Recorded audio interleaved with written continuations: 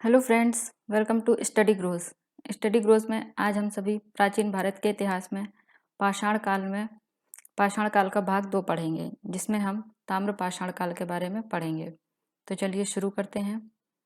अगर आप हमारे चैनल पर नए हैं तो प्लीज़ लाइक कीजिए और सब्सक्राइब कीजिए, और अगर वीडियो अच्छा लगे तो अपने दोस्तों में शेयर कीजिए।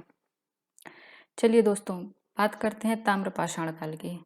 तो दोस्तों, ताम्र पाषाण काल किसे कहते हैं, सबसे पहले हम ये बात करते हैं। तो दोस्तों, ताम्र पाषाण काल का मतलब है कि जिस समय तांबे का यूज हुआ था, मतलब जिस समय सबसे पहले धातु के रूप में किसका तांबे का उपयोग किया गया था, तो उसी को हम क्या कहते हैं, ताम्र पाषाण काल कहते हैं।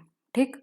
तो ताम्र पाषाण काल को और किस अन्य नाम से जाना जाता है, तो ताम्र पाषाण काल को हम 2 और अन्य नाम से जानते हैं, जिसे हम कहते हैं सिंधु घाटी सभ्यता, सिंधु घाटी सभ्यता या फिर हड़प्पा सभ्यता।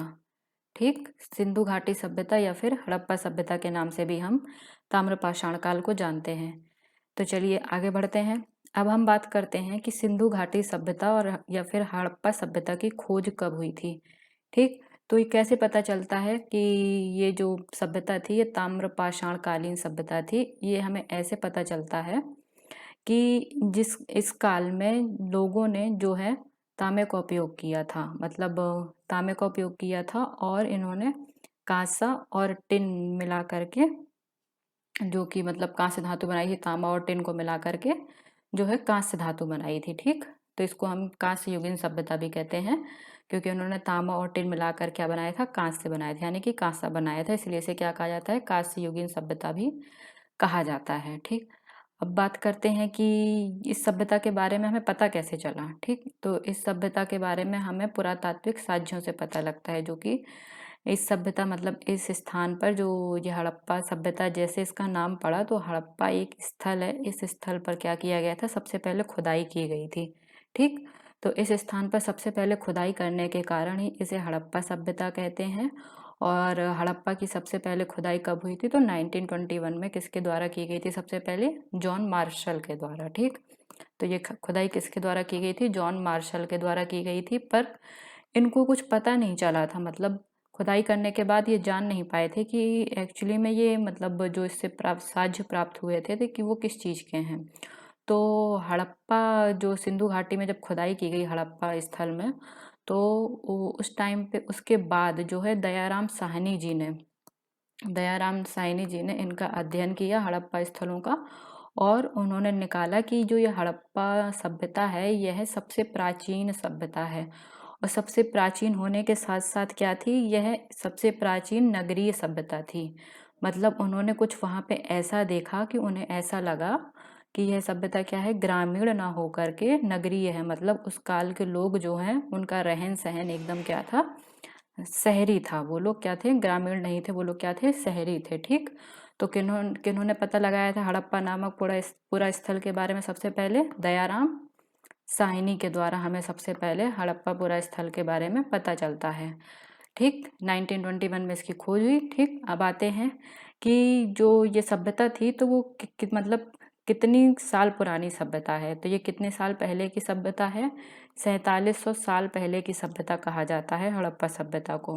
ठीक, और यह सभ्यता जब हड़प्पा सभ्यता विकसित हुई थी या हड़प्पा सभ्यता का उद्भव हुआ था, तो उस टाइम पे और भी मतलब दुनिया में अलग अलग सभ्यताएं क्या थी, चल रही थी। तो उस टाइम में जो हड़प्पा सभ्यता के साथ ही दुनिया में अलग अलग सभ्यताएं चल रही थी, तो उसमें मुख्य सभ्यताओं के नाम कौन कौन से हैं, तो उन मुख्य सभ्यताओं में सबसे इम्पोर्टेंट है हमारी मिस्र की सभ्यता, जो नील नदी घाटी की सभ्यता कही जाती है। तो मिस्र की सभ्यता उस समय हड़प्पा कालीन सभ्यता की क्या थी, वो समकालीन थी।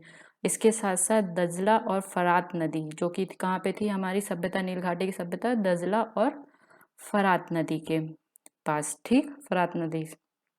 अब बात करते हैं कि हड़प्पा सभ्यता का जो काल निर्धारण है, यानी कि जब ये सभ्यता आई तो इसका प्रारंभ कब से हुआ और इसका अंत कब हुआ।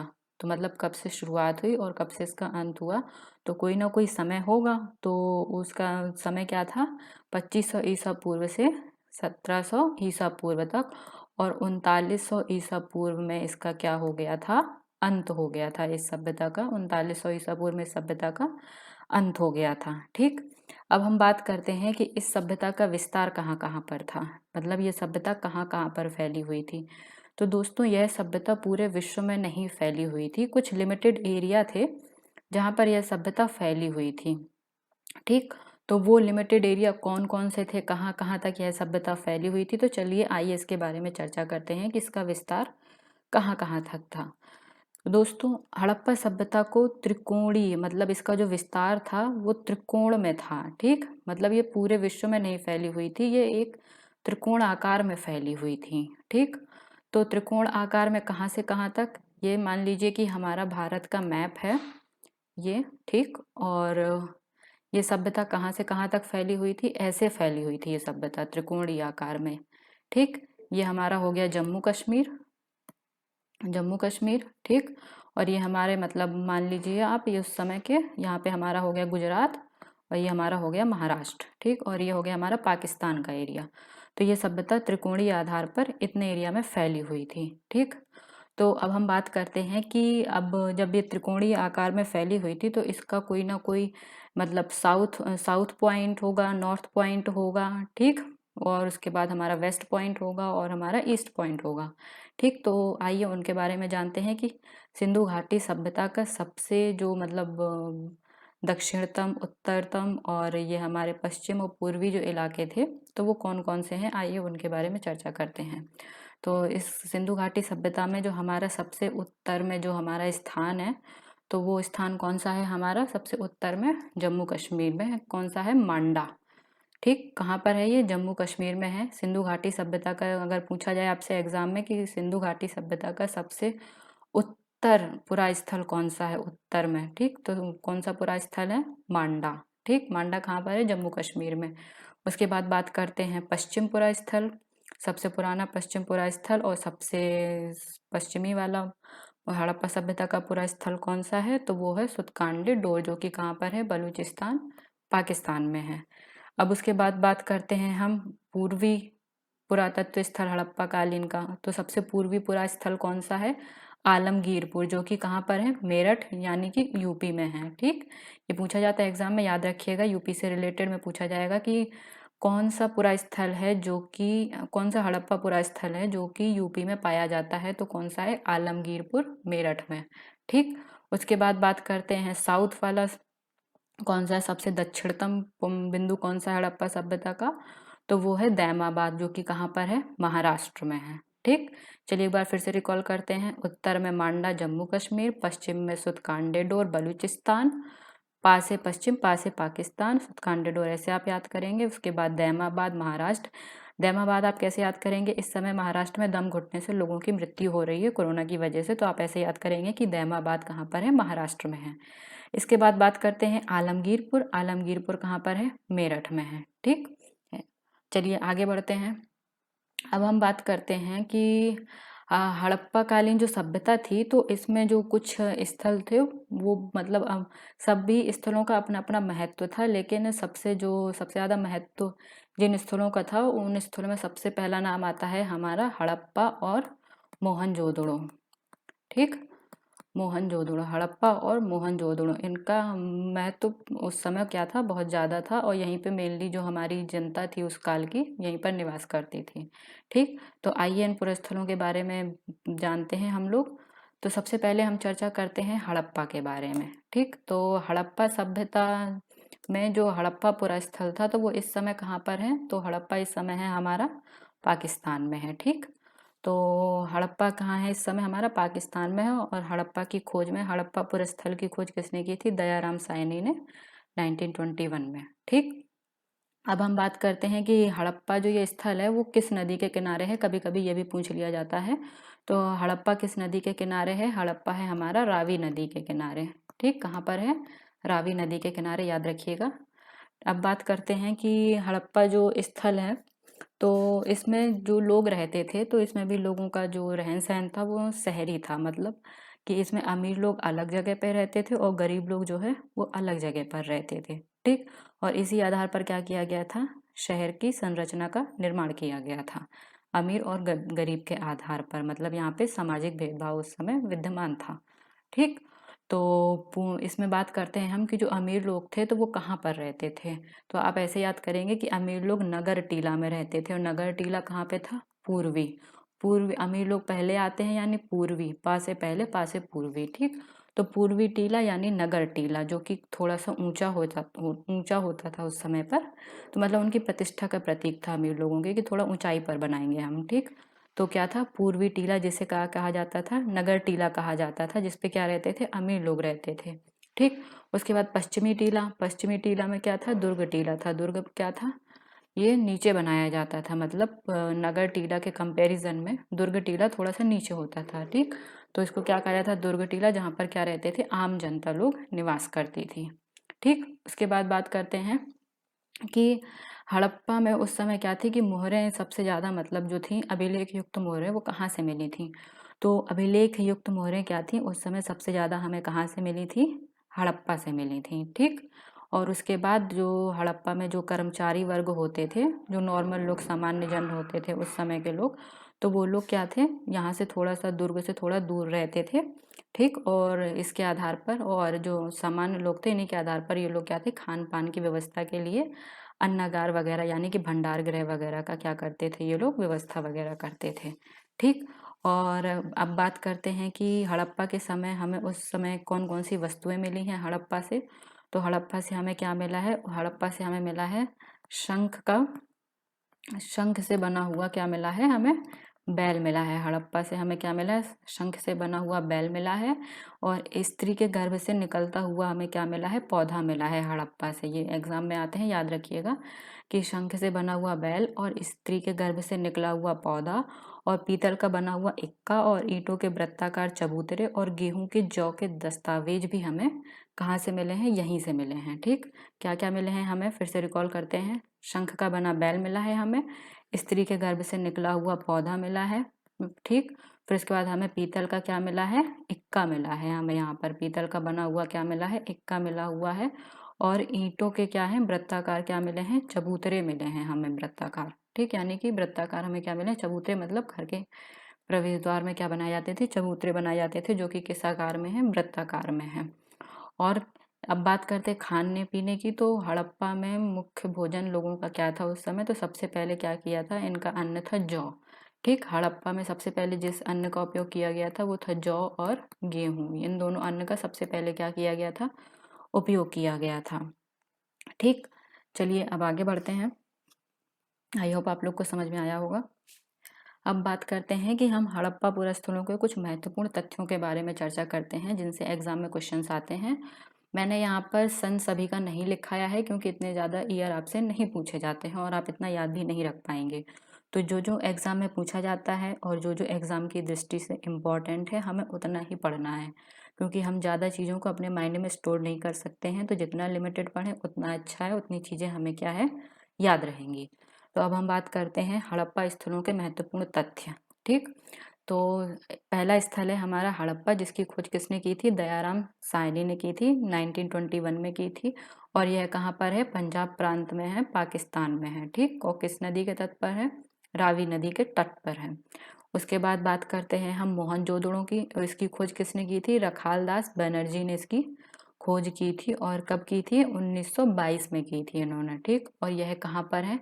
यह लरकाना जिला, सिंध प्रांत, पाकिस्तान में है, ठीक। कहाँ पर है? पाकिस्तान में। हड़प्पा और मोहनजोदड़ो, जो कि बहुत ही बड़े पुरास्थल हैं, उस टाइम पे पुरातात्विक स्थल है हड़प्पा सभ्यता के, दोनों ही कहाँ हैं इस समय? हमारे पाकिस्तान प्रांत में है, सिंध में। और मोहनजोदड़ो किस नदी के किनारे है? सिंधु नदी के किनारे। अक्सर हमें सिंधु नदी का कंफ्यूजन हड़प्पा में हो जाता है, क्योंकि हड़प्पा को सिंधु घाटी सभ्यता कहते हैं। तो हम जल्दी जल्दी में एग्जाम के टाइम में प्रेशर में हम सिंधु पर ही टिक मार देते हैं कि हड़प्पा सिंधु नदी के तट पर है, जबकि ये गलत है। मोहनजोदड़ो सिंधु नदी के तट पर है, जबकि हड़प्पा किस नदी के तट पर है? रावी नदी के तट पर है। इसको याद रखिएगा, एग्जाम में बार बार पूछा जाता है। अब बात करते हैं चहुदड़ो, ठीक। तो चहुदड़ो कहाँ पर है? हमारा पश्चिम पंजाब में, पाकिस्तान में है। और यह किस नदी के तट पर है? सिंधु नदी के तट पर है। उसके बाद लोथल, लोथल हमारा भारत में है, जो कि कहाँ पर है? अहमदाबाद, किस नदी के तट पर? भोगवा नदी के तट पर है, ठीक। उसके बाद बात करते हैं कालीबंगा। कालीबंगा कहाँ पर है? श्री गंगानगर, राजस्थान में है। और किस नदी के तट पर है? घग्गर नदी के तट पर है। फिर बनवाली, ठीक, यहाँ पर कहाँ पर है ये? हिसार हरियाणा में है। किस नदी के तट पर है? सरस्वती नदी के तट पर है। आपसे ये पूछा जाता है, इसको याद रखिएगा, ये आपसे नहीं पूछा जाता है, याद मत रखिएगा इसे इतना, पर ये जरूर पूछा जाता है कि बनवाली कहाँ पर है, तो हिसार हरियाणा में है। ठीक, कैसे याद करेंगे आप बनवाली को? इस समय बहुत ज़्यादा चल रहा है जो वो गाना, कौन सा गाना है सपना चौधरी का, गजबन पानी ले चली, तो बनवाली पानी ले चली, इससे आप रिलेट कर लीजिएगा तो आपको याद हो जाएगा। सपना चौधरी हरियाणा की हैं, तो बनवाली कहाँ पर है? पानी बनकर ले चली कहाँ पर है? हिसार हरियाणा में। रंगपुर कहाँ पर है आपका? गुजरात में है। ठीक है, और कहाँ पर है ये? सुखभादर नदी पर है।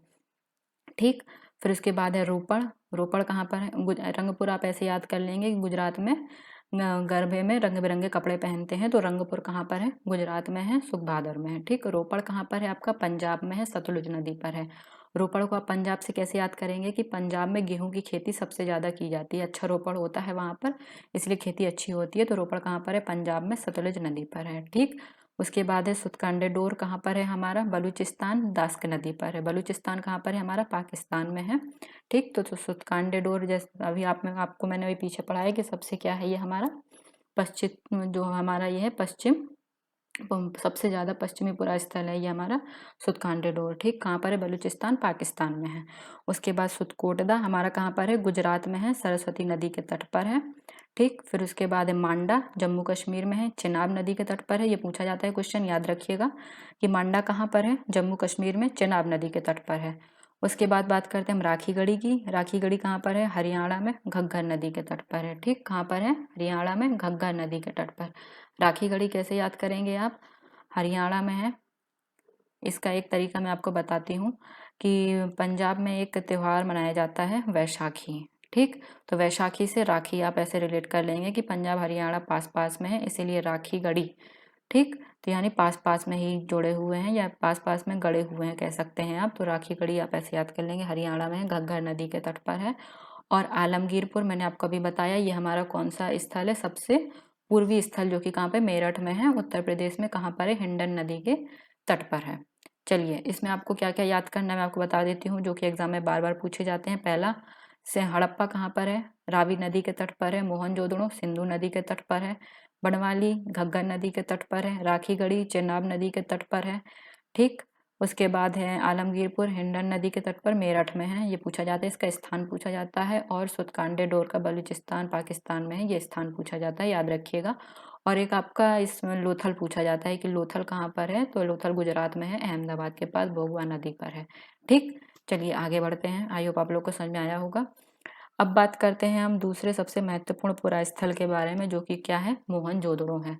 मोहनजोदड़ो का मतलब क्या है? इसकी पहले खोज किसने की थी? अभी मैंने आपको पीछे बताया किसने की थी, रखाल दास बनर्जी ने क्या किया था, इसकी खोज की थी। कब की थी? 1922 में की थी। और मोहनजोदड़ो किस नदी के तट पर है? सिंधु नदी के तट पर है। ठीक, अब बात करते हैं कि मोहनजोदड़ो का अर्थ क्या होता है। इसका अर्थ होता है मृतकों का टीला, यानी कि मृतकों का टीला मतलब मरे हुए लोगों का टीला कहा जाता है मोहनजोदड़ो को। ठीक, अब हम बात करते हैं कि इसमें जो मोहनजोदड़ो में है ना, मोहनजोदड़ो में हमें उस टाइम पे क्या मिला था? सबसे ज्यादा विशाल तालाब मिले थे। तालाब कह सकते हैं या विशाल स्नानागार कह सकते हैं, जो कि बहुत ही बड़े होते थे, जिसके दोनों तरफ क्या बनी होती थी? सीढ़ियां बनी होती थी, जैसा कि आप देख रहे हैं। इसके दोनों तरफ क्या है यहाँ पे, और यहाँ पे क्या है? सीढ़ियां बनी हुई है। ये तालाब है, उस समय इसमें पानी भरा होता था। और ये माना जाता था कि इसका उपयोग मतलब बड़े बड़े जब कोई वो होते थे, धार्मिक अनुष्ठान वगैरह होते थे, तो उस समय जो है क्या, मेहमानों के लिए ये यूज होता था। मतलब मेहमान लोग जो प्रतिष्ठित लोग होते थे बड़े बड़े, तो वो इसका यूज करते थे। ठीक, तो इसको क्या कहा जाता है? विशाल स्नानागार कहा जाता था, या विशाल तालाब था जो, इसे विशाल स्नानागार यानी नहाने के लिए जगह बोल सकते हैं आप, कि सामूहिक रूप से लोग नहाते थे उस टाइम पे। तो ये कह सकते हैं ये विशाल स्नानागार है। इसके दोनों तरफ क्या है? सीढ़ियां बनाई गई हैं। ठीक, दोनों तरफ।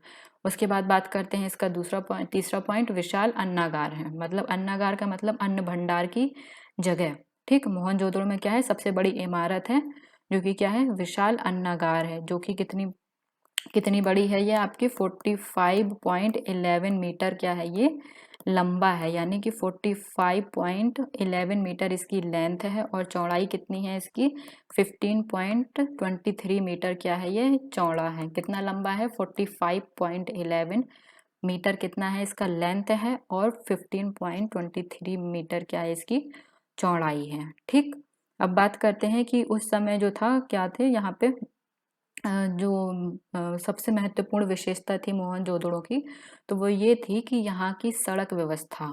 ठीक, जैसा कि हम जानते हैं यहाँ की सड़क व्यवस्था क्या थी, एक समकोणीय व्यवस्था थी सड़कों की। ठीक, मतलब समकोणीय आधार पर क्या थी, यहाँ पे सड़कों का जाल बिछा हुआ था, समकोणीय आधार पर यहाँ पे क्या थी, सड़कें बनाई गई थी। ठीक, और यहीं पे क्या था कि उत्तर दक्षिण और पूरब पश्चिम की ओर जाने वाली क्या थी, समांतर सड़कें थी। मतलब ये सड़कें हैं तो ये किस दिशा में जाती थी, उत्तर पश्चिम, यानी कि उत्तर पश्चिम और पूरब, उत्तर पश्चिम, उत्तर दक्षिण और पूरब पश्चिम, यानी कि समांतर बनी हुई हैं, तो इनकी दिशा क्या थी, उत्तर दक्षिण और पूरब पश्चिम इनकी क्या थी, दिशा थी। ठीक, और हम बात करते हैं कि उस समय हमें मोहनजोदड़ो से क्या क्या मतलब प्राप्त हुए हैं।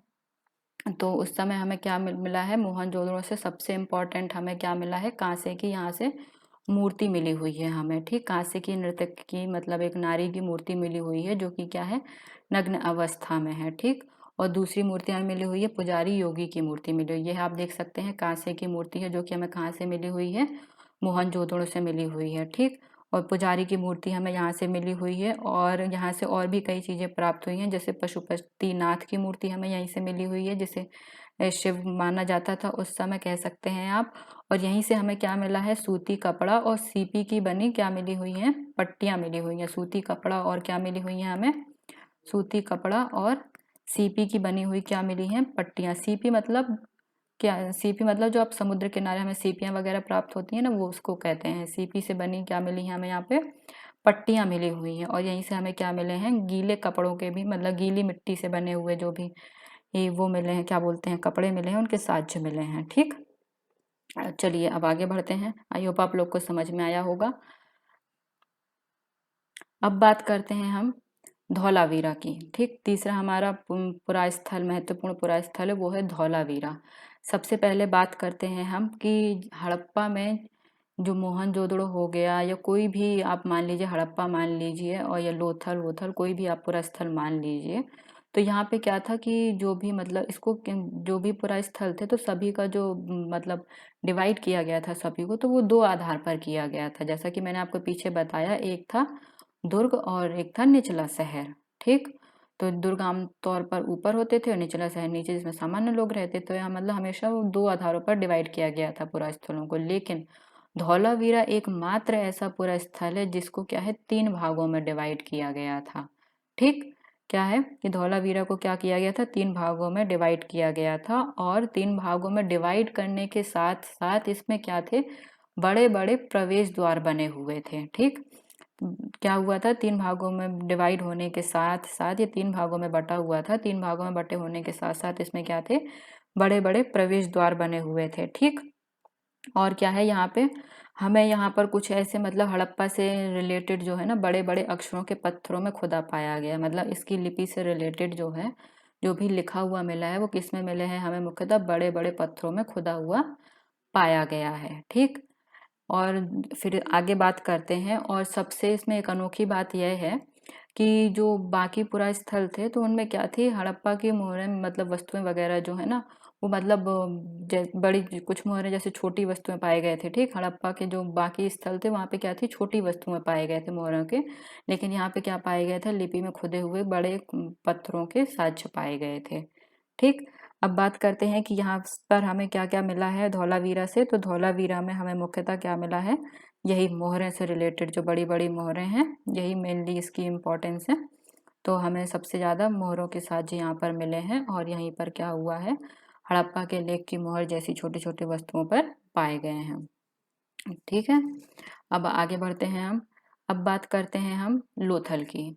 तो लोथल कहाँ पर है दोस्तों, मैंने अभी पीछे आपको बताया, लोथल कहाँ पर है, अहमदाबाद गुजरात में है। किस नदी के किनारे है ये, मैंने अभी आपको बताया था। तो ये किस नदी के किनारे है, साबरमती की सहायक नदी कौन सी है, बताइए आप लोग, साबरमती की सहायक नदी कौन सी है, भोगवा नदी। ठीक, तो कहाँ पर है ये, भोगवा नदी के किनारे पर है हमारा लोथल, जो कि कहाँ पर है, अहमदाबाद गुजरात में है। ठीक, तो हमें यहाँ से ये मुख्यतः क्या था, हड़प्पा सभ्यता का मुख्यतः ये क्या था, बंदरगाह पुरा स्थल था ये, ठीक है। बंदरगाह मतलब समुद्र के किनारे होने के कारण इसे बंदरगाह पुरा स्थल आप कह सकते हो। यहाँ से व्यापार वगैरह किया जाता था और व्यापार में शंखों और धातुओं से बनाई गई जो चीजें थी ना, वो एक स्थान से दूसरे स्थानों पर भेजी जाती थी। और यहीं पर खान पान के लिए और इन सब चीजों के लिए क्या थे, भंडार गृह बने हुए थे बड़े बड़े, ठीक। जिसमें क्या है, कई मोहरें, मुद्रांकन या मोहरबंदी गीली मिट्टी पर दबाने से बनी जो उनकी छाप होती थी। मतलब मोहरबंदी किसे कहते हैं, मोहरबंदी कहते हैं गीली मिट्टी से बनी छाप, यानी कि जो सामान पैक किया जाता था उसमें मोहर लगाने के लिए गीली मिट्टी से एक स्टैंप लगा दिया जाता था, ताकि जब वो दूसरे स्थान पर पहुंचे तो उससे यह पता लगा सके कि अगर छाप सही है तो इसका मतलब है कि सामान सुरक्षित आया है, लेकिन अगर छाप में कुछ गड़बड़ है, टेढ़ी मेढ़ी हो गई है, किसी ने खोलने का प्रयास किया है, तो इसका मतलब है कि सामान से किसी ने छेड़ाछाड़ी करने की कोशिश की है, ठीक। तो क्या किया जाता था, गीली मिट्टी से पहले क्या किया जाता था, मोहरों के छाप लगा दिए जाते थे, ठीक। मैंने बताया आपको यह एक बंदरगाह था। उसके बाद यहाँ पे क्या किया जाता, मनके बनाने का काम किया जाता था। तो ये समुद्र के किनारे था, तो यहाँ से विभिन्न प्रकार की सीपियाँ, शंख और रंग बिरंगे पत्थर वगैरह मिलते थे। तो उनसे क्या किया जाता था, मनके बनाने का काम किया जाता था, और कह सकते हैं इनके लिए यहाँ पे क्या था, उद्योग वगैरह लगाए जाते थे, ठीक। चलिए आगे बढ़ते हैं। अब बात करते हैं हम, नेक्स्ट है हमारा कालीबंगा, ठीक। तो कालीबंगा की बात करते हैं। तो कालीबंगा से हमें सबसे इम्पोर्टेंट क्या मिला है, जुते हुए खेत के साज मिले हैं। ये एग्जाम में पूछा गया है, इम्पोर्टेंट कर लीजिएगा। कालीबंगा से हमें क्या मिला है, जुते हुए खेतों के साज मिले हुए हैं हमें कालीबंगा से, ठीक। और यहीं पे क्या मिली है हमें, शेल खड़ी की मोहरें एवं मिट्टी की छोटी मोहरें मिली हुई हैं। और मिट्टी की छोटी मोहरों को क्या कहा जाता था उस समय, क्या कहा जाता था, मिट्टी की छोटी मोहरों को कहा जाता था उस समय सीलें, ठीक। क्या कहा जाता था, सीलें कहा जाता था।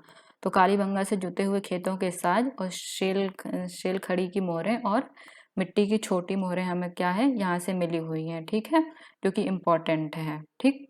अब बात करते हैं कि यहाँ पे जो मतलब क्या हुआ थे, हड़प्पा सभ्यता की एक महत्वपूर्ण विशेषता थी वहाँ की ईंटें, ठीक। तो ईंटों पर अलंकृत मतलब कि कुछ डिजाइन बनाई जाती थी। तो ये डिजाइनदार जो ईंटें थी तो वो कहाँ पर मिली थी, हमें कालीबंगा से मिली थी, ठीक। तो क्या किया था, कालीबंगा से डिजाइनदार हमें क्या मिली थी, ईंटें मिली थी, ठीक। और यहीं से कालीबंगा से क्या था कि लोगों को, जब लोगों की मृत्यु हो जाती थी तो वैसे मेनली सभी स्थानों पर मतलब अकेले अकेले दफनाया जाता था, लेकिन कालीबंगा एक ऐसा स्थान था जहाँ पर लोगों को जोड़े में दफनाया जाता था, ठीक। प्रतीकात्मक समाधियाँ थी और यहाँ पे क्या था, युगल जोड़े में क्या किया जाता था, दफनाया जाता था, ठीक। और कालीबंगा से ही हमें क्या मिला हुआ है, कालीबंगा से ही हमें काली चूड़ियाँ मिली हुई हैं। ये पूछा जाता है कालीबंगा से हवन कुंड और अग्नि कुंड, ये दोनों ही एक जैसे नाम सुनने में लग रहे हैं। हवन कुंड या अग्नि कुंड, इनके साक्ष्य हमें कहाँ से मिले हैं, तो कालीबंगा से मिले हैं, ठीक। कालीबंगा से हवन कुंड और अग्नि कुंड के साक्ष्य मिले हैं। ये कैसे याद करेंगे आप, तो ये ऐसे याद करेंगे कि कालीबंगा यानी जलने के बाद सब काला हो जाता है, तो कालीबंगा जलने के बाद सब काला बन गया, तो कालीबंगा से हवन कुंड या अग्नि कुंड के क्या मिले हैं, साक्ष्य मिले हैं। और इसके साथ साथ ही यहाँ से क्या मिले हैं, कच्ची ईंटों का प्रयोग किया जाता था। कालीबंगा में क्या किया जाता था, कच्ची ईंटों का प्रयोग किया जाता था, ठीक है। आप इसको याद रखेंगे, ये एग्जाम में पूछा जाता है कि कच्ची ईंटों का प्रयोग कहाँ पर किया गया था। तो कच्ची ईंटों का प्रयोग कहाँ पर किया गया था, कच्ची ईंटों का प्रयोग कालीबंगा में किया गया था। चलिए आगे बढ़ते हैं। अब बात करते हैं हम हड़प्पा की जो नगरीय विशेषता थी। मैंने आपको बताया कि हड़प्पा सभ्यता जो थी वो ग्रामीण नहीं क्या थी, एक नगरीय सभ्यता थी। ये बहुत आश्चर्य की बात है कि उतने साल पुरानी होने के बाद भी ये सभ्यता इतनी नगरीय कैसी थी। आप कह सकते हैं कि उस टाइम पे मतलब आप कह सकते हैं कि मानव का जो मतलब उस टाइम का मानव कितना बुद्धिमान था कि मतलब उन्होंने नगरीय रहन सहन जीवन अपनाया था। और जो उनकी घर बनाने वगैरह की जो प्रणाली थी वो कितनी मतलब सब एकदम मॉडर्न थी। मतलब आश्चर्य होता है कि पढ़े लिखे न होने के बावजूद भी वो लोग कितने ज़्यादा सिस्टमेटिक तरीके से अपना जीवन व्यतीत करते थे। तो आइए उसके बारे में चर्चा करते हैं। तो हम सबसे पहले बात करते हैं कि हड़प्पा सभ्यता की जो नगरीय विशेषता थी तो वो क्या क्या थी। तो सबसे पहली बात कि हड़प्पा सभ्यता क्या थी, एक नगरीय संस्कृति थी। क्या थी हड़प्पा सभ्यता, एक नगरीय संस्कृति थी, ठीक। उसके बाद क्या था कि ऊंचे टीलों पर स्थित प्राचीर युक्त बस्ती में क्या थे, हमारे नगर दुर्ग थे। जैसा कि मैंने आपको बताया था कि जो ऊंचे टीले जो प्राचीर युक्त जो बस्ती जो नगर दुर्ग थे तो उसमें क्या होता था, अमीर लोग रहते थे, जबकि निचले शहर में क्या रहते थे, गरीब लोग रहते थे, जिसको क्या कहा जाता था, निचला शहर कहा जाता था। ठीक। इसके बाद हम बात करते हैं कि हड़प्पा सभ्यता की जो जल निकास की प्रणाली थी वो क्या थी, बहुत ही विकसित थी। ठीक। जल निकास की प्रणाली के लिए इसमें क्या किया गया था, नालियों को सीधे क्या है, घर से जोड़ा गया था, मतलब घर की नालियाँ क्या है, सीधे ही जुड़ी हुई थी। बाहर निकलने के लिए जल निकास की प्रणाली क्या थी, उस समय बहुत ही अच्छी थी। ठीक। तो जगह जगह पर नालियों के लिए क्या बनाए गए थे, यहाँ पे मेन होल बनाए गए थे ताकि पानी ठीक से निकल सके और कहीं पर भी कूड़ा करकट इकट्ठा ना हो। ठीक। तो हम इसमें क्या है, जगह जगह स्थान पर मेन होल बनाए गए थे और घर की जो नालियाँ थी वो सीधे सड़कों पर निकलती थी, समांतर सड़कों से बगल से निकल जाती थी और सभी नालियाँ क्या है, ढकी हुई बनाई जाती थी। ठीक। कोई भी नाली मतलब उस टाइम पे खुली हुई नहीं होती थी, सभी नालियाँ क्या थी, ढकी हुई थी। ठीक। अब उसके बाद करते हैं कि इनकी भवन निर्माण की प्रणाली क्या थी, तो नगरीय विशेषता में हम इनकी भवन निर्माण की प्रणाली के बारे में पढ़ेंगे। तो भवन निर्माण में क्या था, मेनली इन लोगों ने मतलब समांतर ईंटों का प्रयोग किया था। ठीक। तो उस टाइम पे समांतर ईंटों का प्रयोग किया था, मतलब कि कोई भी ईंट छोटी बड़ी नहीं होती थी, उनका एक रेशियो फिक्स होता था कि इसी आधार पर मतलब सभी ईंटों का क्या किया जाएगा, निर्माण किया जाएगा। और निर्माण के लिए भवनों में कहीं कच्ची और कहीं पक्की ईंटों का प्रयोग किया गया था। ठीक। और यह कहीं कहीं पे क्या थी, जो घर की जो नालियाँ होती थी, घर से जो नालियाँ निकलती थी,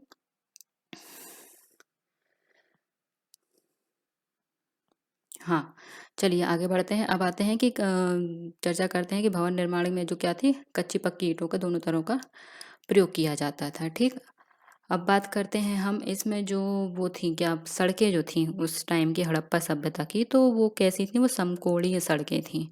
ठीक। मतलब समकोण आधार पर थी, पूर्व से पश्चिम और उत्तर से दक्षिण थी। ठीक।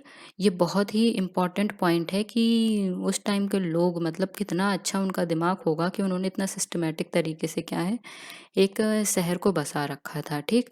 और सड़कों में भी क्या थी, एक प्राथमिक सड़क होती थी। ठीक। मतलब कुछ मुख्य सड़कें होती थी, ठीक, जिन्हें हम प्राथमिक सड़कें कह सकते हैं। ठीक। और उसके बात करते हैं कि जो घरों के इनके दरवाजे थे, मतलब जिस टाइप के इनके घर बने हुए थे, तो उनके दरवाजे जो थे वो किस ओर खुलते थे। ठीक। तो उसमें क्या थे कि जो घर के दरवाजे से वो तो पीछे की ओर नहीं खुलते थे, तो घर के दरवाजों का गेट क्या होता था, वो सड़क की ओर खुलता था। ठीक। मतलब सड़क, सॉरी उल्टा बोल गई मैं, सड़क की ओर ना खुल करके क्या होते थे, घर के पीछे की तरफ खुलते थे, मतलब घर के दरवाजे आगे ना खुल करके पीछे की ओर खुलते थे। ये बात पता नहीं ऐसा क्यों बनाया गया था, लेकिन यही है कि मतलब गेट उनके पीछे से खुलते थे, आगे से नहीं खुलते थे। ठीक। और उसके बाद कहीं-कहीं पर हम ये देखते हैं कि जैसे कालीबंगा जैसे स्थान हो गए, तो यहाँ पे क्या था, फर्श में क्या था, ईंटों का प्रयोग किया गया था। मतलब जो यहाँ पे कुछ मकानों में जो फर्श बनाई गई थी कालीबंगा नामक स्थान पर, तो यहाँ पर क्या किया गया था, ईंटों का प्रयोग किया गया था। ठीक। चलिए अब आगे बढ़ते हैं। अब बात करते हैं हम इनकी सामाजिक स्थिति। ठीक। इतनी विकसित सभ्यता, नगरीय सभ्यता की सामाजिक स्थिति उस टाइम पे कैसी थी, तो ये आज की तरह हमारी सामाजिक स्थिति जैसी है उस टाइप की नहीं थी। तो उस टाइम पे क्या था, यह मातृ प्रधान थी। सिंधु घाटी सभ्यता क्या थी, मातृ प्रधान सभ्यता थी, मतलब पितृ प्रधान नहीं थी। उस समय क्या था, नारी को मतलब महत्व दिया जाता था। तो सिंधु घाटी सभ्यता क्या थी, उस समय मातृ प्रधान सभ्यता थी। और उस समय के लोग क्या करते थे, विलासितापूर्ण जीवन जीते थे। मतलब उन्हें किसी बात का कोई मतलब चिंता नहीं होती थी, कोई किसी से कोई मतलब इतना मतलब नहीं, अपने में ही खुश रहना, और जो चीज़ें अच्छी लगती थी वो लोग वो करते थे। तो क्या थे, हम उस समय क्या थी, विलासितापूर्ण ये लोग क्या करते थे, जीवन जीना पसंद करते थे। ठीक। और उसी टाइम पे क्या था कि हड़प्पा सभ्यता में उस समय सबसे ज़्यादा प्रभाव किसका था, तो उस समय सबसे ज़्यादा जो प्रभाव होता था, तो वो सबसे ज़्यादा व्यापारी लोग प्रभावशील थे वहाँ पे। सबसे ज़्यादा प्रभावशाली कौन थे, व्यापारी वर्ग था। ठीक। और सामान्य वर्ग में सिर्फ कृषक, शिल्पकार और मजदूर वर्ग ये लोग क्या थे, ये सामान्य लोगों में आते थे, जबकि व्यापारी वर्ग क्या था, वहाँ का सबसे ज़्यादा शक्तिशाली था। और शिक्षित वर्ग में हमारा चिकित्सक, पुरोहित और अधिकारी वगैरह आते थे, आप कह सकते हैं। जो भी शिक्षित वर्ग था हमारा, इसमें चिकित्सक, पुरोहित और चिकित्सक, पुरोहित और ये हमारे टीचर कह सकते हैं अधिकारी वर्ग वगैरह, वो सभी क्या आते थे, शिक्षित वर्ग में आते थे। और उस टाइम के लोग भोजन में क्या है, शाकाहारी चीज़ें तो खाते ही खाते थे, जिसमें गेहूँ जौ वगैरह हो गया। और इसके साथ साथ ये लोग मांसाहारी भी थे, मतलब मांस मछली वगैरह भी खाना उस टाइम पे क्या करते थे, पसंद करते थे। तो शाकाहारी व मांसाहारी उस टाइम हड़प्पा सभ्यता के लोग दोनों थे, ठीक। और फिर उसके बात करते हैं कि यहाँ पे दस्तकारों में कुम्हारों को समाज का क्या है, विशेष स्थान प्राप्त था, ठीक। जो वहाँ के दस्तकार थे उनको क्या था, कुम्हारों में जो मतलब जो वहाँ पे छोटे मोटे काम करते थे, जैसे जो कह सकते हैं आपकी सूक्ष्म उद्योग वगैरह, तो क्या था, उनको समाज में क्या था, विशेष स्थान प्राप्त था, ठीक। आप इस तरीके से कह सकते हैं कि उनको क्या था, उस समय विशेष स्थान क्या था, प्राप्त था, ठीक।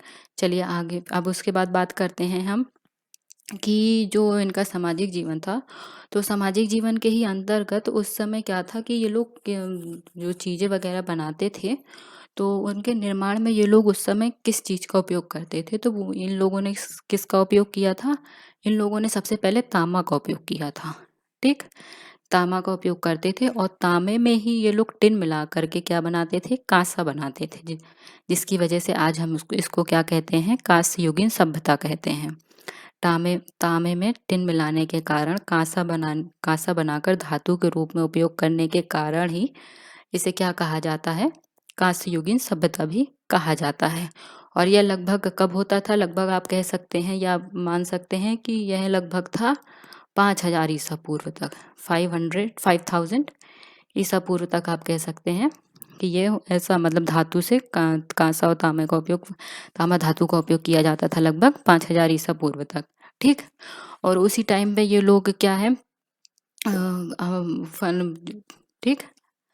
अब हम बात करते हैं कि जो इसकी आर्थिक स्थिति थी उस समय, हड़प्पा सभ्यता की जो आर्थिक स्थिति थी, तो आर्थिक स्थिति मतलब इन लोगों का जीवन कैसा था, रहन सहन ये लोग कैसे थे, ठीक। तो इनकी आर्थिक स्थिति क्या थी, आर्थिक स्थिति से ये लोग मजबूत थे, मतलब सुदृढ़ थे उस टाइम पे, ठीक।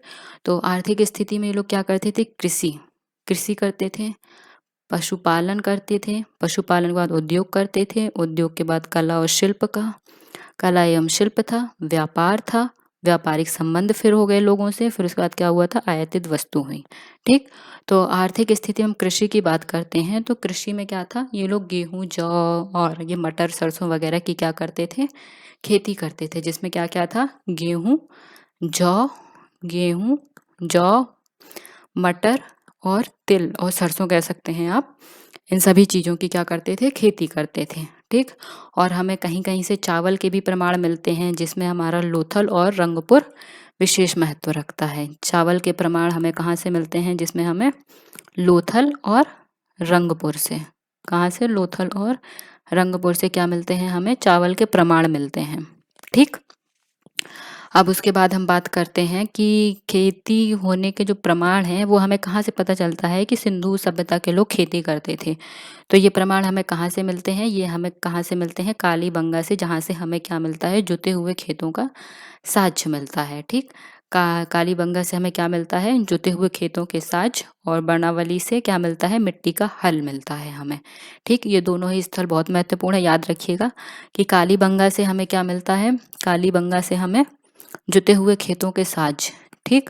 उसके बाद बड़वाली से क्या मिलता है, हमें मिट्टी के हल, हमें कहाँ से मिलते हैं, बड़वाली से मिलते हैं मिट्टी हल, ठीक। तो ये याद रखिएगा, यहाँ से हमें इनके खेती करने के प्रमाण मिलते हैं। उसके बाद हड़प्पा सभ्यता में जो सबसे पहले कृषि की गई थी, तो वो सबसे पहले कृषि किसकी की गई थी, तो कपास की कृषि यहाँ पे सबसे पहले की गई थी। तथा यहाँ पे क्या किया गया था, नहरों व उर्वरक के जो वो निर्माण, नहरों और उर्वरक के प्रयोग के बारे में यहाँ पे क्या है, हमें जानकारी नहीं मिलती है, ठीक।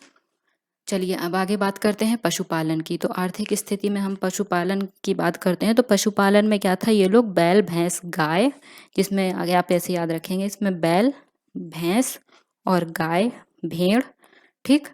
ये जो हैं भेड़ बकरी कुत्ते वगैरह क्या थे, पालते थे, गधे पालते थे, लेकिन यहाँ पर क्या है, हमें घोड़े के साझ नहीं मिलते हैं। तो ये लोग क्या क्या पालते थे, बकरी घोड़े गधे कुत्ते बैल भैंस गाय, ये सभी चीज़ें क्या है, ये लोग यहाँ पर पालते थे। और यहाँ पे क्या है, हमें जो है कि लोथल एवं रंगपुर से क्या मिली हैं, घोड़े की मृंग मूर्तियाँ मिली हैं, लेकिन घोड़ा उस समय उपयोग में नहीं आता था। ठीक, फिर भी हमें यहाँ पर क्या है, रंगपुर और लोथल से हमें क्या मिली हैं, यहाँ पर घोड़े की मृंग मूर्तियाँ मिली हैं। ठीक, और क्या है कि और एक जगह और है यहाँ पर जो इम्पोर्टेंट है हमारी, सुतकोटदा से हमें कहाँ पर, सुतकोटदा के जो है, सुतकोटदा नामक स्थान पर हमें यहाँ पर क्या मिले हैं, घोड़े के अस्थि पंजर मिले हुए हैं। ठीक, लेकिन घोड़े का व्यापार में उपयोग नहीं किया जाता था उस समय, याद रखिएगा। तो सुतकोटदा से हमें क्या मिला है, घोड़े के अस्थि पंजर, और लोथल और रंगपुर से हमें क्या मिला है, घोड़े की मृंग मूर्तियाँ मिली हैं। ठीक, अब आगे बढ़ते हैं हम उद्योग में।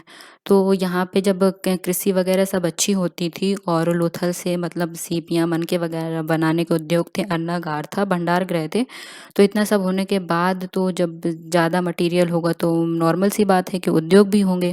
ठीक, तो उद्योग होने के बाद उद्योगों का भी मतलब यहाँ पे हमें पता चलता है कि चीज़ों का क्या है, आयात और निर्यात किया जाता था। ठीक, तो उद्योग में सबसे ज़्यादा किस धातु का प्रयोग किया जाता था उस समय, क्या किया जाता था, कांसा धातु का प्रयोग किया जाता था। ठीक है, और यहीं पर क्या कांसा, मैंने आपको बताया कि तांबा और टिन मिलाकर बनता है, तो कांसे धातु का प्रयोग किया जाता था। और यहीं पर क्या है, हमें मोम साँचा विधि से क्या मिलती हैं, हमें छोटी छोटी जो है लघु मूर्तियाँ जो बनाई जाती थी, छोटी छोटी मूर्तियाँ बनाने के जो है साज मिले हैं। किससे मिले हैं हमें, मोम साँचा विधि से क्या मिले हैं, छोटी छोटी मूर्तियाँ बनाने के साज मिले हैं। ठीक, और यहीं पर क्या किया जाता था, सूती वस्त्र का भी क्या था यहाँ पे, उद्योग था। जैसे कि मैंने आपको बताया कि यहाँ पे कांसे की खेती की जाती थी, सॉरी, कपास की खेती की जाती थी, तो कपास की खेती होती है तो सूती कपड़ा बनेगा ही। ठीक, तो क्या किया जाता था, सूती कपड़े का भी यहाँ पर क्या किया जाता था, उद्योग होता था। ठीक, अब हम बात करते हैं कि यहाँ पे इनके साथ साथ सूती कपड़े, वस्त्र निर्माण वगैरह होने के साथ साथ ही यहाँ पे कांसे की क्या है, मूर्ति का निर्माण भी होता था। मनके बनाना, आभूषण वगैरह बनाना, इन सभी चीज़ों का क्या है, निर्माण होता था। और ये चीज़ें सभी क्या है, आयात और निर्यात की जाती थी एक स्थान से दूसरे स्थान तक। ठीक, और हमें व्यापार के इसके जो क्या है, उद्योग के साज वगैरह मिलते हैं, वो कहाँ पर, मैंने अभी आपको बताया था पिछले वीडियो में, लोथल से क्या है, उद्योग होने के हमें साज मिलते हैं। ठीक, चलिए अब बात करते हैं हम कला एवं शिल्प की। ठीक, तो उस टाइम की जो कला एवं शिल्प थी, ठीक, तो क्या किया जाता था उस टाइम पे, कांसे की गाड़ियाँ बनाई जाती थी, और कांसे की गाड़ी हमें कहाँ से मिली है, हड़प्पा और मोहनजोदड़ो से। ठीक, तो क्या किया जाता था शिल्प में, रुक जाइए जरा इसको साफ कर लूँ फिर आप लोग को समझाती हूँ मैं। तो हम बात करते हैं कला और शिल्प की। तो कला और शिल्प में हमें क्या मिली है, उस टाइम पे कांसे की गाड़ियाँ बनाई जाती थी, जो कि हमें कहाँ से मिली हैं, हड़प्पा और मोहनजोदड़ो से। ठीक, कांसे की गाड़ियाँ कहाँ से मिली हैं हमें, कांसे की गाड़ियाँ हड़प्पा और मोहनजोदड़ो से। ठीक, मोहनजोदड़ो से। ठीक, अब उसके बाद हम बात करते हैं यहाँ पे क्या मिले हैं, एक दाढ़ी वाले सिर, यानी कि ये जो आपको यहाँ पे चित्र दिख रहा है, दाढ़ी वाले सिर, ये जो बैठे हुए हैं, जिन्हें उस समय आप कह सकते हो कोई राजा या कुछ धार्मिक अनुष्ठान वगैरह में, या आप मान सकते हैं किसी देवता के रूप में या तो पूजते होंगे।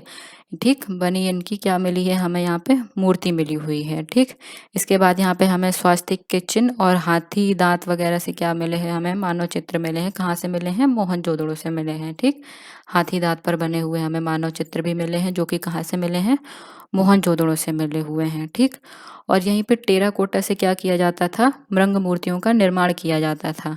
ठीक, क्या किया जाता था, टेराकोटा, टेराकोटा क्या होता है, पकी मिट्टी होती है एक तरीके से, टेराकोटा। ठीक, टेराकोटा से क्या किया जाता था, मृंग मूर्तियों का निर्माण किया जाता था, मृंग मूर्तियां बनाई जाती थी, जो कि कहाँ से मिली हैं हमें, हड़प्पा से मिली हुई हैं। टेराकोटा से मृंग मूर्तियां हमें मिली हुई हैं, कहाँ से मिली हुई हैं, हड़प्पा से मिली हुई हैं। ठीक, याद रखिएगा। और ठीक, और उसके बाद क्या है, यहाँ पे कम मतलब मिट्टी से क्या किए जाते थे, बर्तन बनाए जाते थे। ठीक, मतलब मूर्तियाँ किससे बनाई जाती थी, कांसे और धातु वगैरह से बनाए जाते थे, लेकिन यहाँ पे मिट्टी से क्या किया जाता था, बर्तन वगैरह का निर्माण किया जाता था। कच्ची मिट्टी से, कहीं लाल मिट्टी से, काले रंग की मिट्टी से, सभी से क्या किया जाता था, बर्तनों का निर्माण किया जाता था। और इसी में क्या किया जाता है, चित्रकारी वगैरह भी की जाती थी मिट्टी में। ठीक, चलिए अब आगे बढ़ते हैं। अब बात करते हैं हम व्यापार की। तो जब इतना सब कुछ मतलब यहाँ पे निर्माण हो रहा है, जब हम चीज़ों का उत्पादन कर रहे हैं, तो उत्पादन से सीधी सी बात है कि जब उत्पादन होगा तो उत्पादन अगर ज़्यादा होगा तो व्यापार भी होगा। ठीक, तो व्यापार होगा तो बाकी देश से मतलब संबंध भी स्थापित होंगे भाई, अंतर्देशीय भी होगा और देश के अंदर भी होगा। तो ठीक, तो उस टाइम पे क्या था कि सिंधु घाटी सभ्यता में जो व्यापार था तो वो अंतर्देशीय व्यापार था और बाहर के देशों से भी क्या होता था, व्यापार होता था। ठीक, आप ये कह सकते हैं। तो व्यापार उस समय क्या होता था, किस पर आधारित था, तो वो वस्तु विनिमय प्रणाली पर आधारित था उस समय, मतलब मुद्रा वगैरह पे आधारित नहीं था। तो वस्तु विनिमय मतलब कि एक वस्तु की जैसे आपको किसी वस्तु की ज़रूरत है, मैं आपको वो दे दूं और मुझे जिस वस्तु की ज़रूरत है आप वो मुझे दे दें, तो इसको हम क्या कहते हैं, वस्तु विनिमय। यानी कि ज़रूरतों के हिसाब से वस्तुओं की अदला बदली, तो इसको हम कहते हैं वस्तु विनिमय। तो हड़प्पा सभ्यता की जो व्यापार प्रणाली थी तो वो किस पर आधारित थी, तो वो वस्तु विनिमय प्रणाली पर आधारित थी। ठीक, इसको याद रखिएगा। ठीक, अब उसके बाद बात करते हैं कि हड़प्पा सभ्यता की जो मतलब व्यापारिक संबंध थे तो वो किससे थे, तो वो किससे थे, मेसोपोटामियाई सभ्यता से थे। ठीक, मतलब मेसोपोटामिया के लोगों से क्या थे, हड़प्पा सभ्यता के व्यापारिक संबंध थे। ठीक, तो उस समय क्या था, सिंधु क्षेत्र का जो प्राचीन नाम था, मतलब उस समय जो सिंधु क्षेत्र में एक प्राचीन नाम मेसोपोटामिया में बोलते थे उसे क्या कहा जाता था, मेलुहा। ठीक, तो मेसोपोटामिया में वर्णित एक शहर है मेलुहा, जो कि क्या है, सिंधु क्षेत्र का क्या है, व्यापार प्राचीन नाम था। ठीक है, जो कि क्या किया जाता था, व्यापारिक वस्तुएं विनिमय की जाती थी मेलुहा से। ठीक है, याद रखिएगा, एग्जाम में पूछा जाता है। अब बात करते हैं हमारा नेक्स्ट पॉइंट है व्यापारिक संबंध। तो उस टाइम पर व्यापारिक संबंध किन किन लोगों से थे, तो हमारे व्यापारिक संबंध उस टाइम पे जो हड़प्पा सभ्यता के थे तो वो किस किस से थे, अफगानिस्तान, ईरान, अफगानिस्तान, ईरान, ठीक, और मध्य एशिया। इन 3 जगहों से क्या थे, हमारे हड़प्पा सभ्यता के क्या थे, व्यापारिक संबंध थे, अफगानिस्तान, ईरान और मध्य एशिया से। ठीक, और जो व्यापार किया जाता था वो किसके द्वारा किया जाता था, नौ परिवहन के द्वारा और बैलगाड़ी के द्वारा क्या है, व्यापार किया जाता था उस समय। इन तीनों देशों पर नौ परिवहन और किससे किया जाता था, बैलगाड़ी के थ्रू व्यापार किया जाता था, अफगानिस्तान, ईरान और मध्य एशिया से। ठीक, उसके बाद बात करते हैं कि उस समय जो हड़प्पा सभ्यता के समय हमें ही व्यापारिक संबंधों में हमें चावल के प्रमाण मिले हैं। तो ये चावल के प्रमाण हमें कहाँ से मिले हैं, गुजरात से मिले हैं। कहाँ से मिले हैं, हमें गुजरात से मिले हैं। ठीक, अब उसके बाद बात करते हैं कि जो कपास वगैरह का जो निर्यात किया जाता था गुजरात से ही किया जाता था। व्यापारिक संबंध में जो यहाँ इन एरिया में कपास का निर्यात किया जाता था तो वो कहाँ से किया जाता था, गुजरात से किया जाता था। गुजरात में कहाँ से, लोथल से किया जाता था। ठीक, क्या किया जाता था, यहाँ से कपास का निर्यात किया जाता था, लोथल, और एक जगह और है यहीं पे हमारी सुर सुतकोटदा, सुटकोटदा, यहीं से क्या किया जाता था, निर्यात किया जाता था वस्तुओं का। किसका निर्यात किया जाता था, मेनली कपास का निर्यात किया जाता था। कहाँ से, गुजरात और सुतकोटदा से। ठीक, और चावल के प्रमाण हमें कहाँ से मिले हैं, गुजरात से ही मिले थे। ठीक, अब बात करते हैं यहाँ पे कि जो जब चीज़ें आएंगी जाएंगी तो ऑब्वियस सी बात है कि उनको नापेंगे भी, उनको तौलेंगे भी कि भाई कम तो नहीं है, ज़्यादा तो नहीं है। इन सब चीज़ों के लिए क्या थी, तो नाप प्रणाली भी उस टाइम पे मतलब चलती थी, जो कि क्या थी, वो 16 के अनुपात में थी। उस टाइम की जो तौल की प्रणाली थी तो उसका इकाई क्या था, वो 16 की क्या थी, अनुपात में थी। मतलब तौलने की जो इकाई थी वो थी क्या थी, 16 के अनुपात में थी। और यहीं से क्या मिले हैं हमें को, और लोग नापने के लिए क्या करते थे, हाथी दांत का पैमाना भी मतलब वो लोग यूज़ करते थे उस टाइम पे, और सीपियाँ वगैरह भी क्या करते थे, यूज़ करते थे। जो कि कहाँ है, सीपी हमें मोहनजोदड़ो से प्राप्त हुई है और लोथल से क्या है, हाथी दांत का पैमाना, हमें ये 2 चीज़ें प्राप्त हुई हैं। सीपियाँ कहाँ से, हमें मोहनजोदड़ो से, और लोथल से हाथी दांत के पैमाने जो कि नाप के थे, ये भी यूज़ किए जाते थे। ठीक, याद रखिएगा। अब उसके बात करते हैं कि आयातित वस्तुएं, तो हड़प्पा सभ्यता में उस समय कौन कौन सी वस्तुओं का आयात किया जाता था, तो हम उनके बारे में चर्चा करते हैं। तो हड़प्पा सभ्यता के लोग आप जानते हैं कि कांसे का प्रयोग करते थे, तामा को तांबे में टिन मिला करके। ठीक, तो उस टाइम पे वो लोग क्या करते थे, आयातित वस्तु क्या क्या थी उस समय की हमारी। तो सबसे पहले हमारी आयातित वस्तु में आती है सोना, जो कि कहाँ से आता था, फारस, अफगानिस्तान और भारत में कहाँ से आता था, कर्नाटक में। ठीक, सोना कहाँ से आता था, आयातित वस्तुओं में सोना आता था फारस, अफगानिस्तान और हमारा अफगानिस्तान और कर्नाटक। ठीक, 3 जगहों से क्या आता था, सोना आता था। उसके बाद हम चांदी की बात करते हैं तो चांदी आती थी हमारी ईरान और अफगानिस्तान से। ठीक, चांदी हमारी कहाँ से आती थी, ईरान और अफगानिस्तान से चांदी का क्या किया जाता था, आयात किया जाता था। और तांबे का आयात कहाँ से किया जाता था, तांबे का आयात किया जाता था हमारा खेतड़ी, जो कि राजस्थान में है, खेतड़ी और बलूचिस्तान, जो कि कहाँ पर है, पंजाब में है। खेतड़ी और बलूचिस्तान से क्या किया जाता था, तांबे का आयात किया जाता था। उसके बाद टिन का आयात कहाँ से किया जाता था, ईरान, मध्य एशिया से और अफगानिस्तान से। टिन का किया जाता था ईरान, मध्य एशिया से और अफगानिस्तान से क्या किया जाता था, टिन का टिन को क्या किया जाता था, आयात किया जाता था। उसके बाद सेल खड़ी, सेल खड़ी क्या थी, उस टाइम की धातु थी।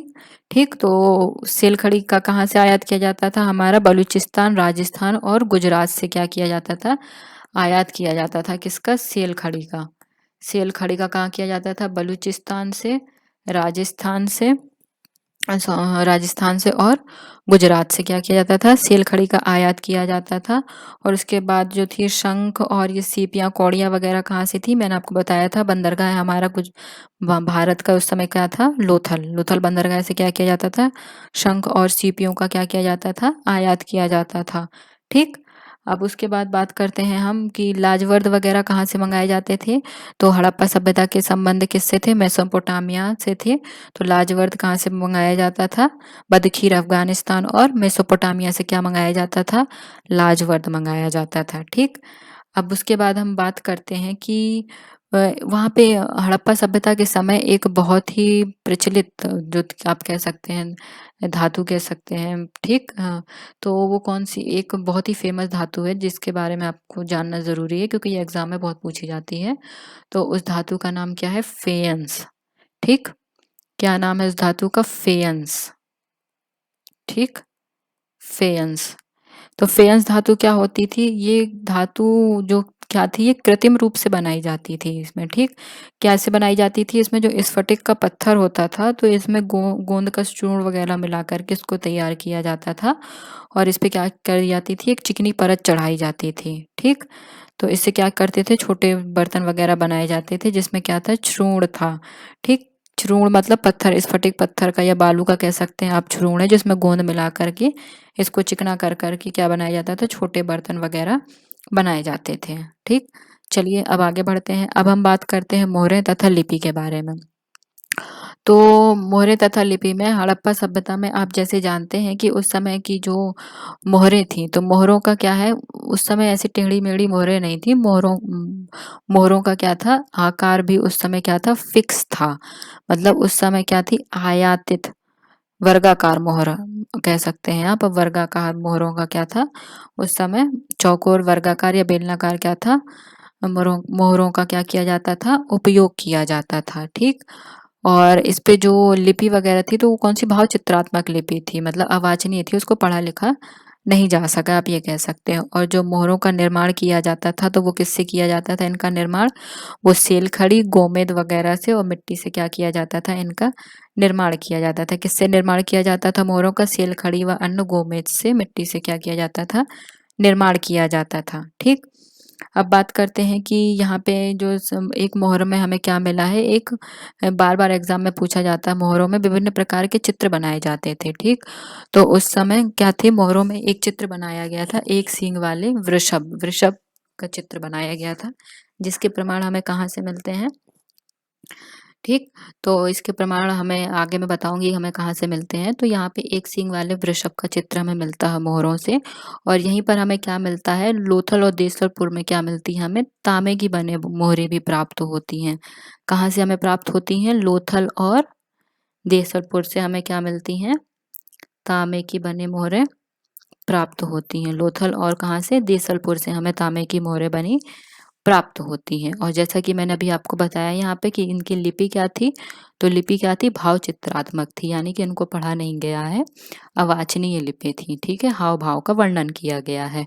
और यह लिपि किससे कैसे लिखी जाती थी, तो यह लिपि दाईं ओर से बाईं ओर और बाईं ओर से दाईं ओर लिखी जाती थी। और इस पद्धति को क्या कहा जाता था, ब्रिष्टोफेदोन।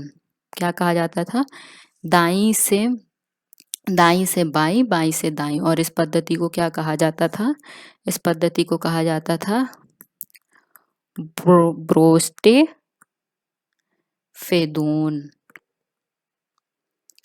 ठीक, इस पद्धति को कहा जाता था ब्रोस्टे फेदोन कहा जाता था। ठीक, अब हम बात करते हैं हड़प्पा सभ्यता के धार्मिक जीवन की। तो धार्मिक जीवन पे चर्चा करने से पहले मैं आपको बता दूं कि हड़प्पा सभ्यता में क्या था कि उस समय मानव, पशु और वृक्ष, यानी प्रकृति, पशुओं की और मानव की और देवी देवताओं के साथ साथ इन सभी की क्या है, पूजा की जाती थी। मतलब मानव, पशु, वृक्ष तीनों ही रूपों में क्या किया जाता था, पूजा की जाती थी उस समय। ठीक, और ये जो उस समय का रहन सहन था तो वो किस पर आधारित था, जो आज की हमारी हिंदू जीवन पद्धति है उस आधार मतलब उसी की तरह उस समय का क्या था, रहन सहन और उनका क्या था, जीवन था। ठीक, मतलब आज के जैसे हम लोग रहते हैं हिंदू सभी लोग, तो उसी के आधार पर उस समय भी लोग रहा करते थे। और यहीं से हमें क्या मिले हैं, मातृ देवी की मूर्ति के प्रमाण मिले हैं कि मातृ सत्तात्मक व्यवस्था होने के कारण यहाँ पे क्या है, देवी देवताओं की पूजा की जाती थी, जिसमें हमें एक मातृ देवी की मूर्ति मिली है और जिसमें पशुपति लिंग मतलब पशुपति नाथ की मूर्ति मिली है, कुछ लिंग वगैरह की मूर्ति मिली हुई है। ठीक, और उसके बाद योनि और वृक्ष मतलब लिंग योनि की पूजा करते थे और ये लोग क्या करते थे, वृक्ष और पशु जल वगैरह की भी पूजा करते थे, जैसा कि आप इसमें देख सकते हैं। ठीक, अब हम इसके बाद बात करते हैं कि जब इतनी बड़ी और विशाल सभ्यता थी, अब इसके अंत के बारे में चर्चा करते हैं कि आखिर इतनी बड़ी और विशाल सभ्यता का अचानक से अंत कैसे हो गया, क्या कारण रहे थे कि इस सभ्यता का अंत हो गया। तो इसके इसके कारणों के बारे में कोई भी जो हमारे इतिहासकार हैं, पुरातात्विकविद हैं, तो कोई भी मतलब जो इसका रेलिवेंट कारण है उसको ढूंढ नहीं पाया है। तो इससे रिलेटेड कुछ जो कारण बताए गए थे तो वो उनका अनुमान है कि हो सकता है उस समय ऐसा ऐसा हो गया हो। तो इस सभ्यता का अंत कब से माना जाता है, तो 3900 साल ईसा पूर्व तक, मतलब उस समय हड़प्पा सभ्यता का क्या हो गया था, अंत हो गया था। तो इसके कारण क्या क्या बताए जाते हैं कि हो सकता है बाढ़ आ गई हो, जंगल मतलब नष्ट हो गए हों ज़्यादा अधिक उपयोग करते करते। ठीक, और अचानक से सूखा पड़ गया हो। तो ये बाढ़ आना और सूखा पड़ना दोनों ही बातें एकदम अपोजिट लग रही हैं। तो मेनली यही कारण बताए जाते हैं कि हड़प्पा सभ्यता का मुख्यतः अंत क्या हुआ था, बाढ़, सूखा और नदी के बहाव में परिवर्तन वगैरह, ये सभी कारण उस समय माने जाते हैं कि इतनी बड़ी विशाल सभ्यता का अंत इस कारण से हो गया। चलिए अब आगे बढ़ते हैं। अब हम बात करते हैं कुछ जो इसके महत्वपूर्ण पुरास्थल हैं उनसे हमें क्या क्या चीज़ें प्राप्त हुई हैं जो कि एग्ज़ाम में पूछे जाते हैं, जो कि आपके लिए बहुत इम्पॉर्टेंट हैं। इसको याद रखिएगा, आपसे बार बार पूछे जाते हैं और जो भी इम्पॉर्टेंट है मैंने सिर्फ उन्हीं को यहाँ पे डिस्कस किया है, बाकी मैंने चीज़ों को यहाँ पे नहीं लिखा है। ठीक, ताकि आप लोग याद करने में आप लोगों को आसानी हो। चलिए शुरुआत करते हैं। हम बात करते हैं सबसे पहले हड़प्पा की। तो हड़प्पा से हमें कौन कौन से साक्ष्य प्राप्त हुए हैं, तो हमें यहाँ से क्या मिला है, अन्न भंडार मिला है, मछुआरों का चित्र मिला है और कांस्य दर्पण मिला है। क्या क्या मिला है हमें यहाँ पर, अन्न भंडार, मछुआरों का चित्र और कांस्य दर्पण यहाँ से हमें मिला हुआ है। उसके बाद मोहनजोदड़ो की बात करते हैं तो मोहनजोदड़ो में क्या है, यहाँ पे विशाल स्नानागार, महाविद्यालय, विशाल स्नानागार मैंने आपको बताया, यानी विशाल तालाब। ठीक, विशाल स्नानागार, महाविद्यालय, कांच से निर्मित नग्न महिला मूर्ति, दाढ़ी वाले पुजारी की मूर्ति और श्रृंग पशुओं वाली मुद्राएं मिली हुई हैं। श्रृंगी पशुओं की मुद्राएं, श्रृंगी पशु मतलब जिनके ऊपर सींग वगैरह होते हैं, उन पशुओं की क्या मिली है, यहाँ पे मुद्राएं मिली हैं। उसके बाद लोथल, अहमदाबाद गुजरात में है। यहाँ से हमें क्या मिला है, गोदीवाड़ा, अग्निवेदिका, हाथी दांत, 3 युग्मित समाधियाँ, ये सभी हमें कहाँ से मिली हैं, लोथल से मिली हैं। 3 युग्मित समाधियाँ, ये पूछा जाता है एग्जाम में, याद रखिएगा। उसके बाद चहुदड़ों से मनके बनाने का कारखाना और लिपस्टिक हमें यहाँ से मिली है। कहाँ से, चहुदड़ों से हमें क्या मिला है, मनके बनाने का कारखाना और लिपस्टिक यहाँ से हमें मिली हुई है। उसके बाद कालीबंगा, कालीबंगा से हमें जुते हुए खेत के साज, अग्नि हवन कुंड और चूड़ियाँ हमें यहाँ से मिली हुई हैं। उसके बाद राखीगढ़ी, राखीगढ़ी से हमें ताम्र उपकरण मिले हुए हैं, तांबे के उपकरण हमें मिले हुए हैं। उसके बाद कोटदीजी, कोटदीजी से हमें कच्ची ईंटों के क्या मिले हैं, मकान मिले हैं। ठीक। तो राखी गढ़ी से हमें ताम्र के उपकरण और कोट दीजी से हमें क्या मिले हैं, कच्ची ईंटों के मकान मिले हुए हैं। ठीक। अब उसके बाद बात करते हैं बानावली की। तो बानावली में हमें क्या मिला है, मिट्टी का हल और जौ के साज मिले हुए हैं। क्या क्या मिला है हमें बानावली से, मिट्टी के हल। बानावली कहाँ पर है हमारा, मैंने अभी आपको पीछे बताया था, आप मुझे कमेंट पे बताएंगे कि हमारा बानावली कहाँ पर है। तो हमें यहाँ कहाँ पर है ये आप लोग मुझे बताएंगे अभी। तो बरनावाली मैंने आपको बताया था, बंठन के आपको ट्रिक याद करवाई थी। तो बरनावाली कहाँ पर है, हरियाणा में है। ठीक। तो यहाँ से हमें क्या मिला है, मिट्टी का हल और जौ के साज मिले हुए हैं। उसके बाद रोपड़, रोपड़ भी मैंने आपको बताया था, पंजाब में कृषि रोपने से अच्छे मतलब अच्छे रोपण करने से यहाँ पे गेहूं की अच्छी प्राप्ति होती है। तो रोपण पंजाब में, यहाँ से क्या मिला है हमें, तांबे की कुल्हाड़ी मिली हुई है। ठीक। चलिए आगे बढ़ते हैं। अब बात करते हैं हम रंगपुर। रंगपुर मैंने आपको बताया था, गरबा में रंग बिरंगे कपड़े पहनते हैं, यानी गुजरात में है हमारा। रंगपुर में हमें क्या मिला है, कच्ची ईंट के दुर्ग और धान की भूसी मिली हुई है। ठीक। आलमगीरपुर मेरठ में है, यहाँ पे क्या मिला है हमें, रंगीन चित्रकारी मिली हुई है। उसके बाद सुतकांडे डोर, मैंने आपको बताया था ये कहाँ पर है, बेबीलोन से हमें क्या मिला है, व्यापार का साझ मिला है। मतलब बेबीलोन से व्यापार करने के साझ हमें कहाँ से मिले हैं, सुतकांडे डोर से मिले हुए हैं। उसके बाद बात करते हैं मांडा। मांडा जम्मू कश्मीर में, यहाँ से हमें क्या मिला है, ब्लेड मिला है, जम्मू कश्मीर में है। यह हमारा सिंधु सभ्यता का सबसे क्या है, उत्तर पुरा स्थल है। ठीक। तो यहाँ से हमें क्या मिला है, ब्लेड मिला है। उसके बाद है सुतकाको, जहाँ से हमें क्या मिला है, मृदभांड के साक्ष्य मिले हुए हैं। और फिर आता है हमारा सुतकोटदा। सुतकोटदा से हमें क्या मिला है, कलश समाधान हमें यहाँ से मिला हुआ है। ठीक। चलिए आगे बढ़ते हैं। अब कुछ इंपॉर्टेंट पॉइंट्स हैं सिंधु सभ्यता से रिलेटेड, जो कि एग्जाम की दृष्टि से बहुत ही इंपॉर्टेंट है, और इसको याद करना आपको, ये सभी 9 के 9 याद होने चाहिए, बहुत ही इंपॉर्टेंट है। इसमें से कोई भी एग्जाम में आ सकता है, और बार बार आए हुए ही क्वेश्चन से मैंने ये बनाए हैं इंपॉर्टेंट पॉइंट्स, ताकि आप लोग को जल्दी से याद हो सके और रिवीजन वगैरह करने में आपको आसानी हो, और एग्जाम में आप अच्छे से अच्छे मार्क्स ला सकें। ठीक। तो चलिए बात करते हैं हम।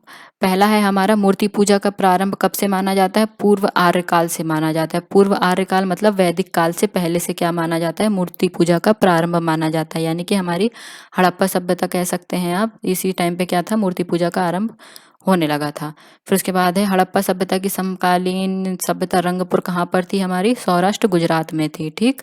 उसके बाद लोथल को क्या कहा जाता है, लघु हड़प्पा या लघु मोहनजोदड़ो भी कहा जाता है। क्या कहा जाता है, लघु हड़प्पा या लघु मोहनजोदड़ो भी कहा जाता है। उसके बाद आते हैं कि इसके पूर्वी भाग में एक गोदीवाड़ा का साक्ष्य मिला हुआ है। ठीक। किसके पूर्वी भाग में मिला हुआ है, लोथल के पूर्वी भाग में क्या मिला है हमें, गोदीवाड़ा का साक्ष्य मिला हुआ है। इसके बाद आते हैं वृषभ मुद्रा। वृषभ मुद्रा जो कि एग्जाम में बार बार पूछी जाती है, तो ये कहाँ से मिली है हमें, मोहनजोदड़ो से मिली हुई है। कहाँ से मिली है, मोहनजोदड़ो से हमें क्या मिला है, वृषभ मुद्रा मिली हुई है। उसके बाद आते हैं मृंग पट्टिका पर उत्कीर्ण सींग युक्त देवता का मोहर कहाँ से मिला है हमें, कालीबंगा से मिला हुआ है। ठीक। सींग युक्त देवता, जो कि मैंने अभी आपको पीछे चित्र में दिखाया था, तो मृत पट्टिका में उत्कीर्ण है, ये कहाँ से मिला है हमें, ये कालीबंगा से मिला हुआ। एक बार मैं आपको फिर से दिखा देती हूँ। ये है जो सींग युक्त, ये है हमारी मृत पट्टिका, और सींग युक्त यानी ये जो मिला हुआ है हमें, कहाँ से मिला है, ये हमें कालीबंगा से मिला हुआ है। ठीक। तो उसके बाद वो कालीबंगा कहाँ पर है, फिर बताएंगे आप लोग मुझे, कालीबंगा कहाँ पर है, श्री गंगानगर कहाँ पर है, राजस्थान में है कालीबंगा। ठीक। उसके बाद है लेखन कला की प्रणाली विकसित करने वाली प्रथम प्राचीन सभ्यता कौन सी है, सुमेरिन सभ्यता है। ठीक। क्या है ये सुमेरिन सभ्यता, लेखन कला की प्रणाली विकसित करने वाली, लेखन कला की प्रणाली विकसित करने वाली सबसे प्राचीन सभ्यता कौन सी है हमारी, सुमेरिन सभ्यता है। उसके बाद आते हैं भारत में किस प्रकार के मध्यभांड जो है द्वितीय नगरीकरण के प्रारंभ के प्रतीक माने गए हैं, तो वो कौन से हैं, उत्तरी काले पॉलिशकृत मध्यभांड। ठीक। कौन से हैं, उत्तरी काले पॉलिशकृत मध्यभांड क्या माने गए हैं हमारे, द्वितीय नगरीकरण के प्रारंभ के प्रतीक माने गए हैं। ठीक। नेक्स्ट हम बात करते हैं कि वस्तु विनिमय का प्रमुख माध्यम क्या था हड़प्पा काल में, तो वस्तु विनिमय प्रणाली थी। ठीक। यानी वस्तुओं का आदान प्रदान किया जाता था। ठीक। आई होप आप लोग को वीडियो अच्छा लगा होगा। अगर अच्छा लगा है तो प्लीज़ लाइक कीजिए, शेयर कीजिए एंड सब्सक्राइब कीजिए। थैंक यू दोस्तों, ताकि मैं आगे आपके लिए ऐसी अच्छे अच्छे वीडियो बनाती रहूँ। Thank you so much.